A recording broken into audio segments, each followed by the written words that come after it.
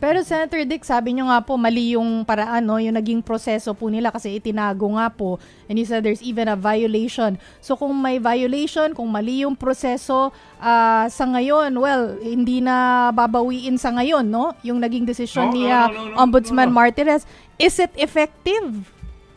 Valid pa rin? Sa tingin ko, bilang isang abogado, you cannot win a case by cheating the public. Because alam mo, nakalagay sa batas natin, yung ombudsman is the protector of the people. Ano yung sabihin nun? Siya ang nagkukubli sa tao, siya ang nagpuproteksyon ng tao. Ba't mo itatago yung kaso? Lumalabas ngayon, binabiolate mo yung constitution na dapat the state adopts and implements a policy of full public disclosure of all its transactions involving public interest. Pag tinago mo, di na nadaya mo ang tao, di ba? So sinasabi po ninyo hindi valid? Yes, I think hindi valid yan. Dahil public na public yung sinabi ni Justice Conchita Morales na dating ombudsman sa Justice sa Supreme Court. In the first place, hindi naman state secret yan eh.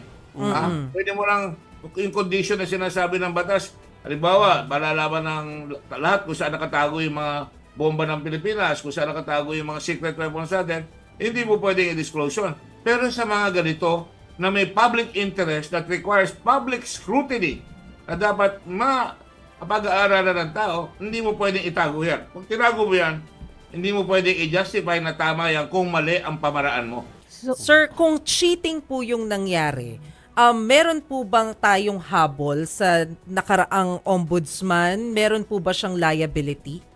Yes, definitely dapat may pananagutan siya. Magpaliwanag siya at the very least, o baka humarap siya na itinago niya, nag-violate niya yung Constitution. Di ba?